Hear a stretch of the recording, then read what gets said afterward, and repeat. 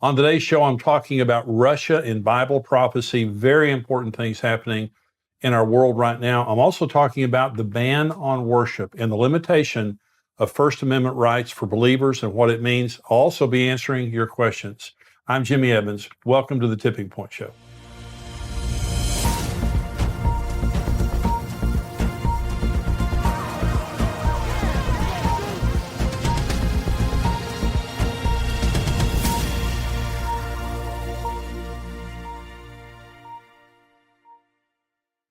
I'm going to talk about Russia in Bible prophecy. Before I get into that, let me just say we have XO Now, which is our streaming platform, and we have many resources on there, over 1,000 resources on there. This is really the Netflix for your marriage and family, just for you as a believer. My content's on there, my preaching, my marriage content, David Ashley Willis, many other speakers that we have at our conferences, as well as the 21-day inner healing journey and 21-day total freedom journey. Both of these I developed out of my own experience as a believer of getting free and getting healed on the inside. If it's something that you're interested in, go on XO Now and subscribe. It's $9 a month. However, as a Tipping Point viewer, we want to give you a 25% discount. Just go on 21dayjourney.com/tipping point, and you can enter into the promo code there, Tipping Point. You'll get a 25% discount. So for a very little amount of money, you can go through the 21-day journeys. I really believe it will change your life. I believe it could change your marriage or your family's life, whatever age you are, wherever you are. This is something pre-COVID, a lot of people were struggling with their mental health, emotional health. COVID has just made much of that worse for a lot of people. I really believe that would be a blessing to you. Let me talk about Russia in Bible prophecy, and we're talking again about the world, the makeup of the world, and what the Bible said would happen at the very end. Now, some of the most specific scriptures related to the end times have to do with Israel. So let me talk about one very specific fulfilled prophecy. I'm going to talk about another prophecy that's about to be fulfilled, I believe. But this is Jeremiah 16. This has been fulfilled. Therefore, behold, the days are coming, says the Lord, that it shall no more be said, the Lord lives, who brought up the children of Israel from the land of Egypt, but the Lord lives, who brought up the children of Israel from the land of the north, and from all the lands where he had driven them, for I will bring them back into their land, which I gave to their fathers.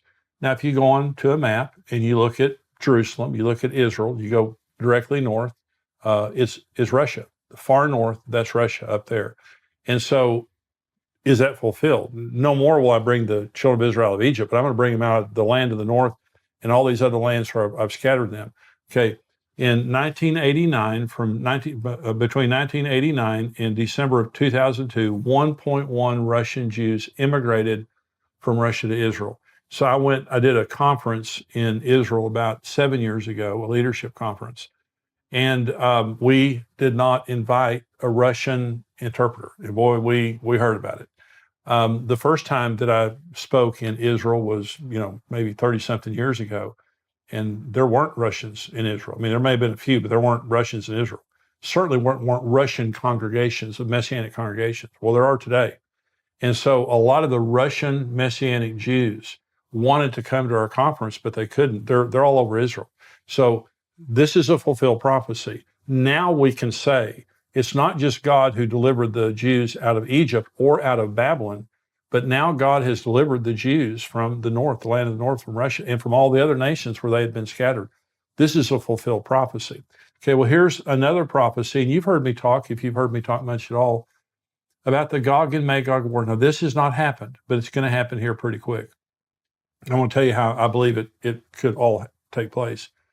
But this is Ezekiel 38, and this is Ezekiel now prophesying a war that's going to be Russia. It's going to be Iran. It's going to be Syria. It's going to be Turkey. It's going to be Libya. It's going to be the Sudan or the area around old Ethiopia. Those kinds of nations that are aligned in their beliefs and in their opposition to Israel.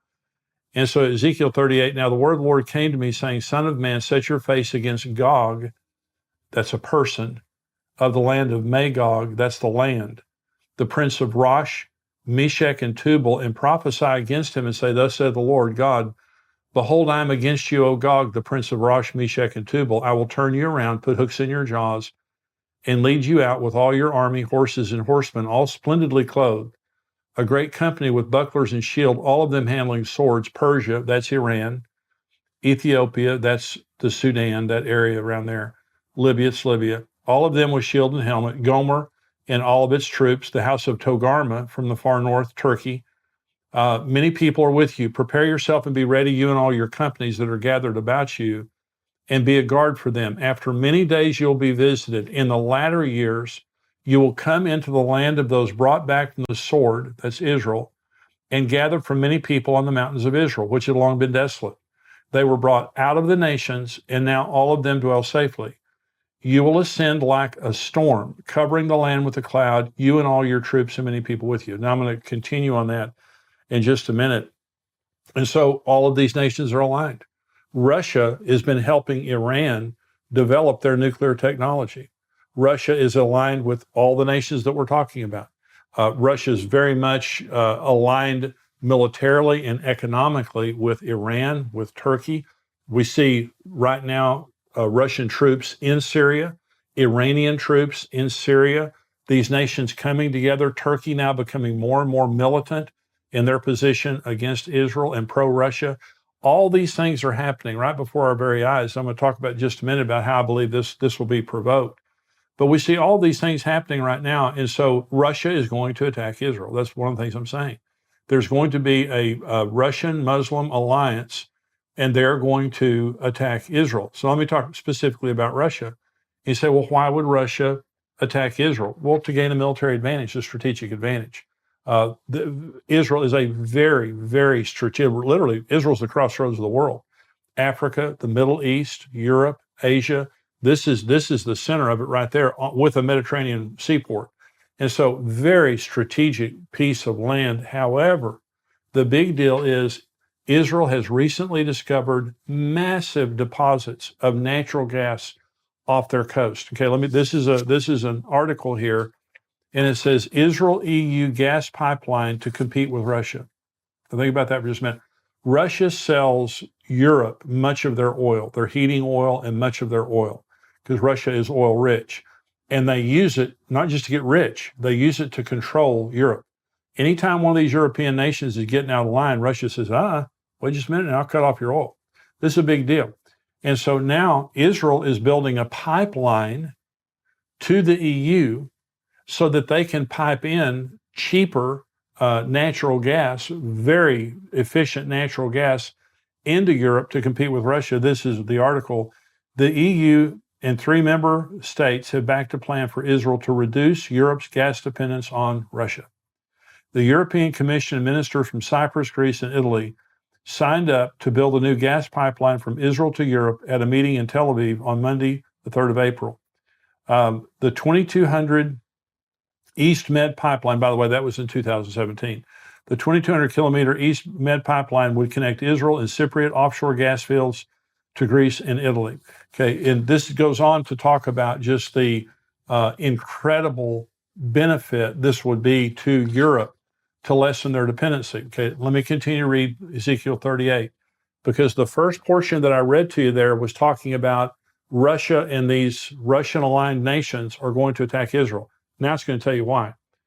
Ezekiel 38. Thus says Lord God, on that day it shall come to pass that thoughts will arise in your mind, and you will make an evil plan. You will say, I will go up against a land of unwalled villages. I will go up to a peaceful people who dwell safely, all of them dwelling without walls, and having neither bars nor gates. Listen to this, to take plunder, to take booty, to stretch out your hands against the waste places that are again inhabited, and against a people gathered from the nations who have acquired livestock and goods who dwell in the midst of the land. Sheba, Dedan, let me stop right there for just a minute, because this is talking about America and some of the pro-Israel nations questioning the Gog-Magog alliance. Okay, so thoughts are going to arise in your heart. First part of the text that I read to you says, I'm going to put a hook in your jaw. God says, I'm going to provoke this. A hook was an animal hook. And when a farmer had an animal that was stubborn like a mule, they put a hook in its mouth and drug it around. And so God is saying, you don't have a choice in the matter. I'm going to provoke.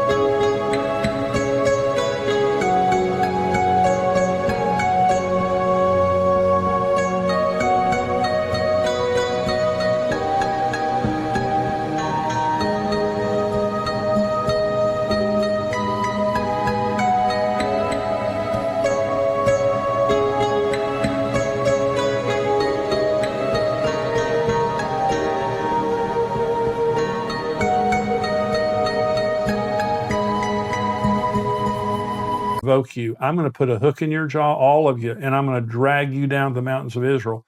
I'm going to destroy you myself. Now here it's saying thoughts are going to arise in your heart. You're going to have these thoughts that come to your mind that say, you know something? All that stuff that Israel has, they don't deserve it. We need to deal with the Middle East problem right now, but we need that stuff. And they're taking money out of our pocket. That natural gas that they're sending to Europe, they're lessening Europe's dependence upon us, and that hurts us financially, and it hurts us politically. And so thoughts are going to rise in your heart, and you're going to come down to take plunder, to take booty, and to come against people who now have gathered back into the land. And these are rich people. Well, let me say several things. The first time I was in Israel was probably around 1985, something like that.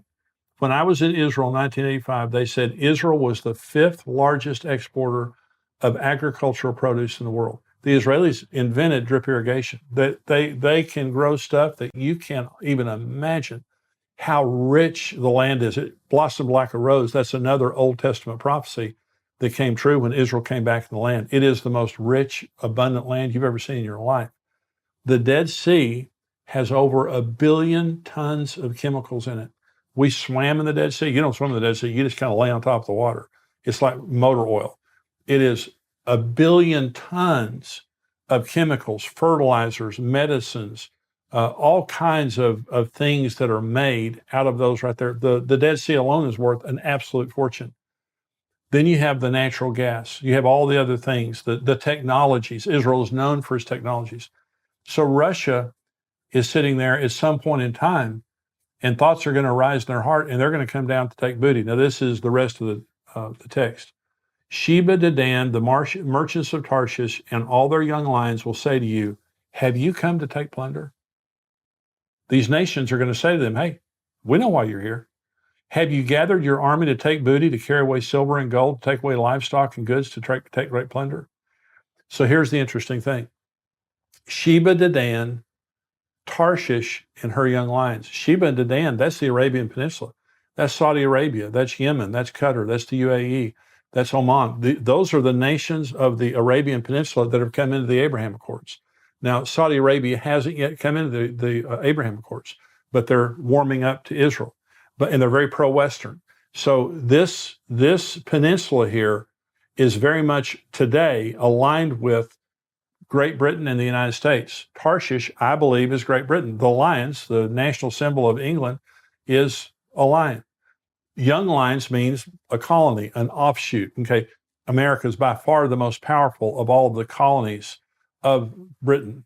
And so what this is saying is, if this happened tomorrow, that Russia, Iran, Syria, Turkey, all these nations come together against Israel to attack them, but their real purpose is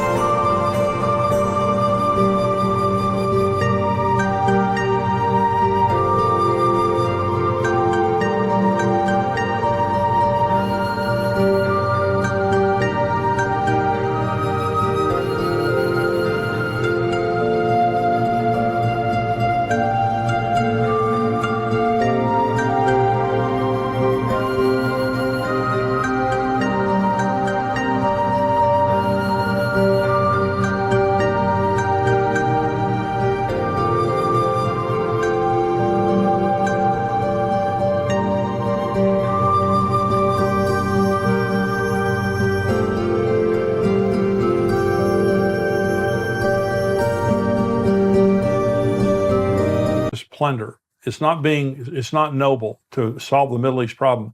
It's to take plunder. And of all the nations that are in the world today, the Arabian Peninsula, Great Britain, and the United States say, wait just a minute. We know exactly why you're here. You have come down to steal what is not yours. You're not here for any great diplomatic purpose.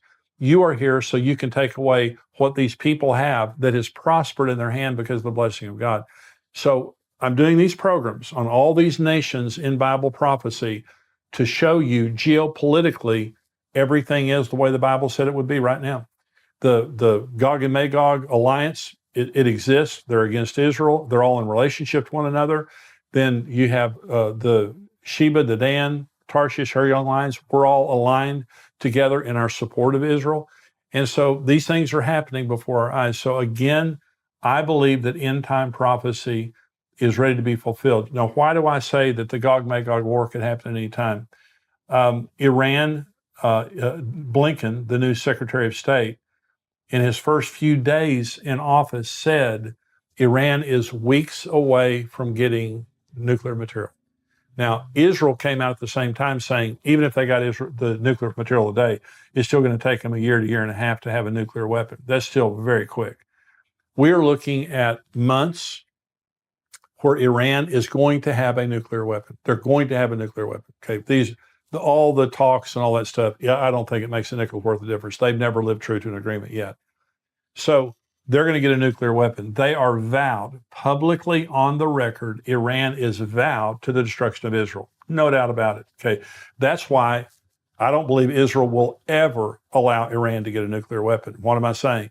I'm saying they're going to bomb Iran. I believe that if Iran is allowed to get a nuclear weapon, Israel at some point is going to preemptively strike them because it is an existential threat to Israel. Can happen. So when God says, I'm going to provoke you, can you imagine what would happen tomorrow or today if Israel bombed Iran? Russia has been warning the United States and Israel for years in protection of Iran, and Russia has been saying, you touch them, you have problems with us. So if Israel preemptively struck Iran to keep them from getting a nuclear weapon, I believe, my personal opinion is, and I put this in my book, The Tipping Point, I personally believe that could begin the Gog and Magog war. One way or the other is going to happen. One way or the other, all of the pieces are being aligned right now. Bible prophecy is coming true right before our very eyes. And that's the point. Now, if you're not a subscriber, I'm going to say bye to you now because we have another part of the program that's for subscribers only, but you can subscribe for $7 a month, $77 a year. We'd love to have you as a subscriber. If you are a subscriber, stay tuned. I'll be right back.